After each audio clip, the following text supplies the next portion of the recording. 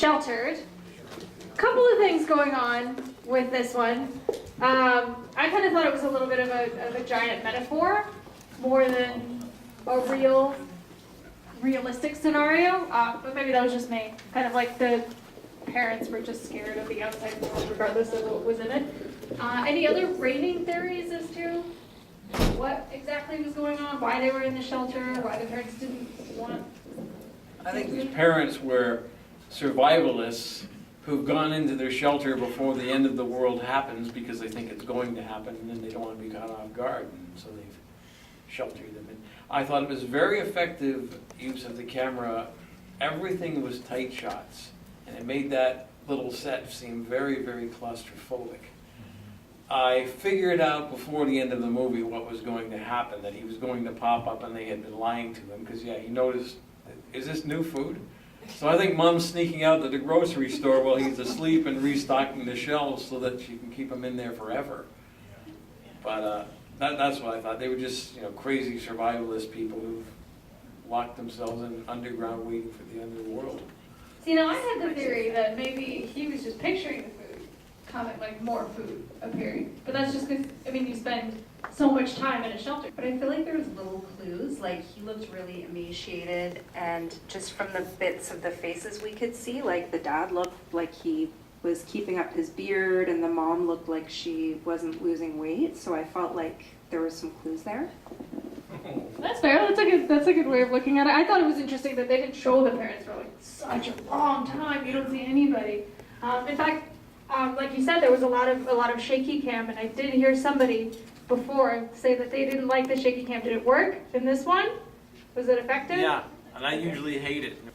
I felt like it was like a metaphor of him wanting to just, he can't afford to live in Toronto or wherever he's from, and he's just having to live with his parents. And he can't deal with it because they have the resources, and he has to just live with them forever. For me, the one thing that I found interesting about the movie is the fact, like the food, when it mentions that there's extra food and then it comes out, obviously everything is fine, but then what was the deal with the fact that he keeps hearing that the shelter's moving?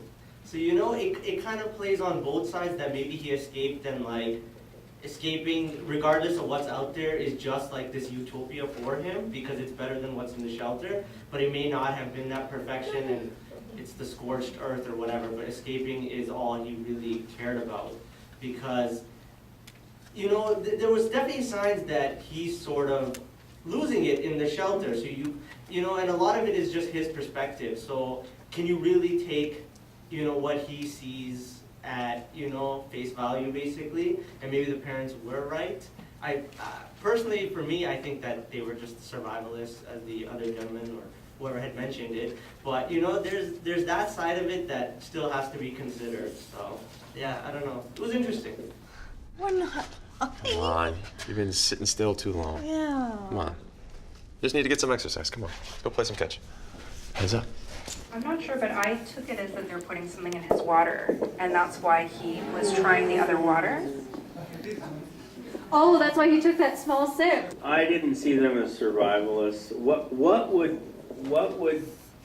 would it take to produce a parent who wanted to undergo that for themselves, to shelter their child, to live down there with them and create the charade, keep the food coming, keep him thinking it's scorched earth and stuff? What would be so important that parents would do that? What are they trying to avoid? They're not able to handle their kid growing up and leaving and being his own person, and they want to, shut this down. The guy pretty much took my answer of the metaphor of an art house version of being an adult, of having to let go of worrying about the fears that are of the outside world, and realizing that the kid has to grow up and realizing that things are going to be okay, that it's them trying to preserve, because even in the shelter, like, don't worry about it, we'll just play some catch or something like that. Something you do when you're a kid with your parents, and they were just trying to prolong the inevitability of a kid moving out of the house, and just that, and that what if danger of, are they ready? And this is them just trying to prolong it in an art house type of paranoia way.